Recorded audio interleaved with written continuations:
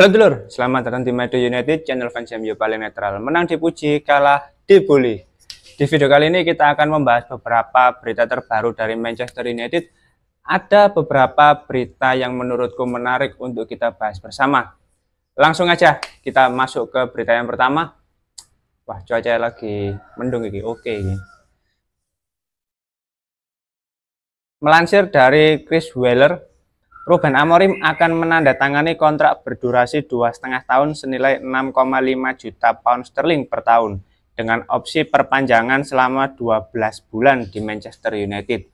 Ruben Amorim diperkirakan akan membawa tim belakangnya sendiri ke Manchester United yang meliputi asisten Carlos Fernandes, Adelio Candido, dan Emmanuel Ferro serta pelatih kiper George Vital dan ilmuwan olahraga Paulo Barreira. Wow, ini kepastian terkait kontrak dan juga gaji Ruben Amorim sebagai pelatih di Manchester United. Dan betul ya, Manchester United berani melipat gandakan gaji Ruben Amorim saat ia menjadi pelatih di Sporting Lisbon. Gaji yang cukup besar menurutku dengan kontrak 2 tahun plus perpanjangan opsi 1 tahun. Ini rata-rata kontrak ketika Manchester United memecat pelatih ya setiap 3 tahunan. Tapi harapannya sih dengan pembaruan dari sisi kepelatihan Manchester United, apalagi ini adalah pelatih pertama yang ditunjuk langsung dari manajemen Ineos, dari era Ineos, ya harusnya sih benar-benar sesuai dengan kriteria dan apa ya kebutuhan dari era manajemen yang sekarang gitu loh.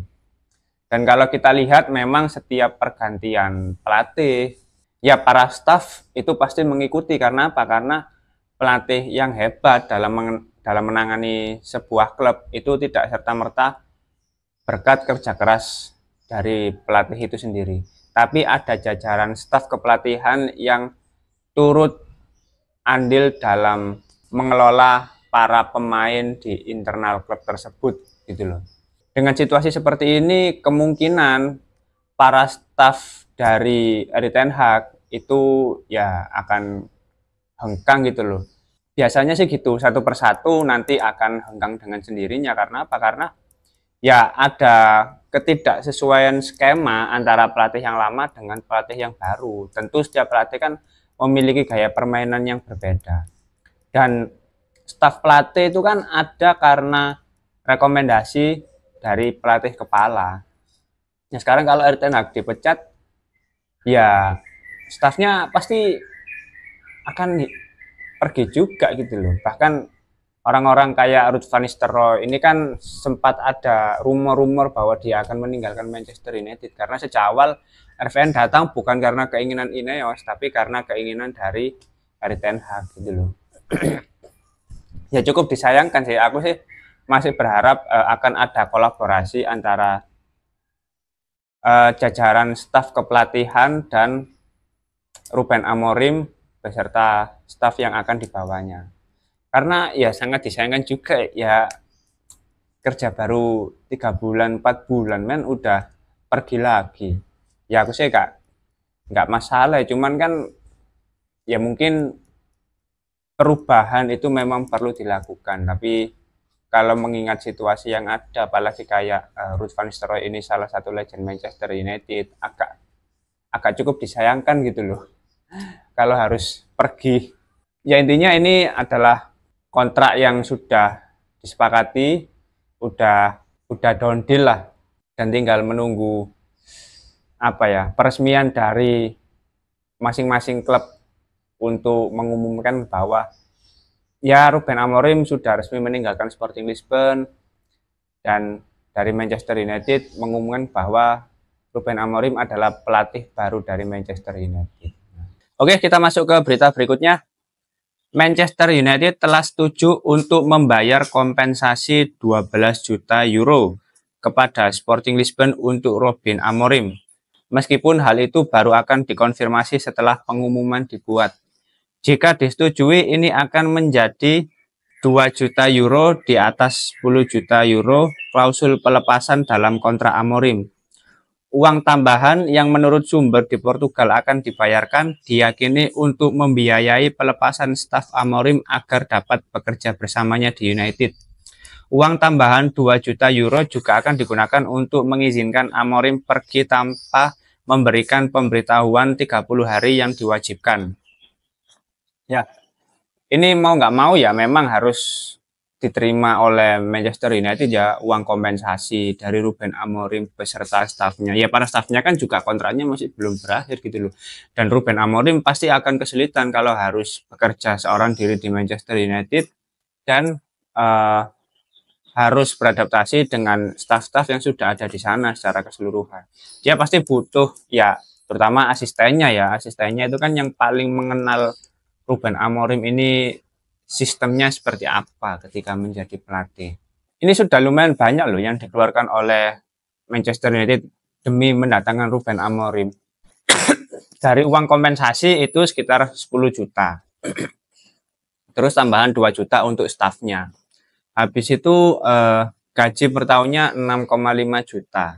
Udah 18 juta setengah lah, ya kan? Belum lagi kemarin uang kompensasi dari Ten Hag sekitar 17 juta. Ini kan sudah 30 juta lebih, 35 juta. Demi mendatangkan Ruben Amorim. Ini kan memang kalau kita lihat berarti ada sisi lain yang dimiliki Ruben Amorim ini tidak dimiliki oleh Ten Hag gitu loh. Makanya untuk manajemen yang sekarang benar-benar sangat ingin mendatangkan Ruben Amorim. Bahkan kabarnya kan Omar Berada ini pengagum Ruben Amorim gitu loh sejak lama. 35 juta euro itu sudah bisa beli pemain loh. Tambah dikit udah dapat Zirkzee. Dikurangi dikit udah jadi Tyrell Malaysia ya. Dengan langkah seperti ini ya ini menunjukkan salah satu keseriusan Ineos ya dalam apa ya? Dalam proses untuk secara perlahan mengembalikan Manchester United kembali ke jalur prestasi. Ya karena kalau kita lihat prestasi dari Ruben Amorim ini cukup banyak juga gitu loh. 4 tahun memegang Sporting Lisbon, 2 kali menjuarai Liga Portugal itu prestasi yang cukup bagus. Apalagi bukan cukup bagus ya, sangat bagus malahan. Apalagi Sporting Lisbon ini setelah 19 tahun tidak menjuarai Liga Portugal ya. Karena selama itu juga Liga Portugal didominasi oleh Benfica, FC Porto seperti itu. Ini menarik karena ya sama halnya dengan Ten Hag ya. Setelah puasa gelar 6 tahun akhirnya kedatangan Ten Hag bisa memberikan satu trofi di tahun pertamanya Carabao Cup waktu itu. Tapi kembali lagi ya kita sebagai penikmat bola, sebagai fans Manchester United terutama tidak perlu berekspektasi terlalu tinggi karena masih belum teruji perbedaan intensitas Liga Portugal dengan Premier League itu pasti akan sangat berbeda. Apalagi dengan komposisi pemain yang ada untuk Manchester United. Kan Ruben Amorim ini selalu menerapkan skema utamanya ya, yaitu 3-4-3 gitu loh. Bermain dengan 3 back ya perlu penyesuaian bagi para pemain Manchester United. Kita tunggu saja nanti ya. Kita masuk ke berita berikutnya. Manchester United telah mencapai kesepakatan dengan Sporting Lisbon terkait perekrutan Ruben Amorim sebagai pelatih kepala. Ia akan terlebih dahulu menangani United saat bertandang ke Ipswich Town pada tanggal 24 November. Ya, berarti Ruben Amorim nggak jadi terlibat dalam pertandingan melawan Chelsea ya. Ya kayaknya sih nggak mungkin ya. Terlalu dekat negosiasi antara klub terkait penandatanganan pelatih baru ini ya nggak segampang itu. Banyak proses administrasi yang juga harus diselesaikan gitu loh. Toh Ruben Amorim ini juga masih ada beberapa tahun jawab di Sporting Lisbon gitu loh sebagai pelatih. Kan kabarnya dia masih akan melatih sampai hari Jumat ya nanti, hari ini ya. Masih ada beberapa pertandingan yang harus dijalani gitu loh. Jadi memang untuk sementara ini untuk laga melawan Chelsea, lalu melawan PAOK ya, melawan PAOK di kompetisi Europa League dan Leicester City di Premier League. Sementara akan dihandle oleh Ruud van Nistelrooy. Baru nanti ketika melawan Ipswich itu kita akan melihat bagaimana peran dan keterlibatan dari Ruben Amorim sebagai pelatih baru di Manchester United. Dan untuk kedepannya kita akan melihat secara bersama-sama progres yang ingin dibangun oleh Ruben Amorim ini seperti apa. Sangat menarik, sangat layak untuk kita nantikan bersama. Oke, kita masuk ke berita yang terakhir. Ada kemungkinan di Belanda, ada kemungkinan dari beberapa media Belanda bahwa Rene Hake akan meninggalkan Manchester United begitu Ruben Amorim tiba. Nah, ini yang kita khawatirkan bersama ya. Apalagi asisten dari Erik ten Hag ini kan semuanya mantan pelatih gitu loh Pak. Bahkan dia rela menurunkan jabatannya demi memenuhi keinginan Erik ten Hag untuk menjadi asistennya Ruud van Nistelrooy. Rene Hage kan mantan pelatih semua ini. Nah kalau misalkan meninggalkan Manchester United karena ada pelatih baru ya agak gimana ya. Ya mau nggak mau kalau misalkan tidak ada kesepakatan ya salah satu harus hengkang gitu loh. Tapi akan lebih baik kalau misalkan tetap bertahan, terutama asisten pelatih ya.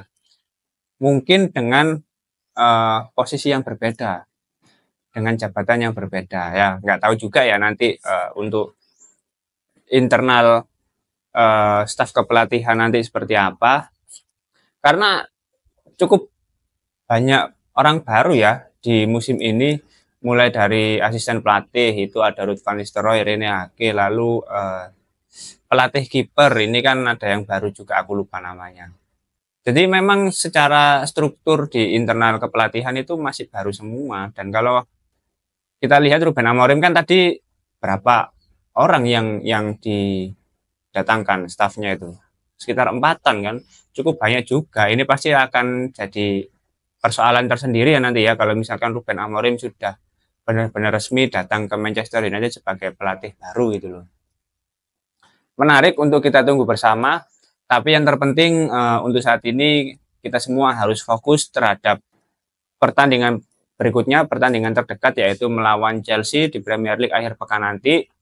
Ya, kita masih berharap Ruud van Nistelrooy selalu bisa memberikan yang terbaik bagi Manchester United, perlahan meraih kemenangan di setiap pertandingan, dan ini akan menjadi titik balik bagi Manchester United untuk kembali ke jalan yang sesungguhnya, ya, ke jalan yang benar ya, ke jalan yang seharusnya.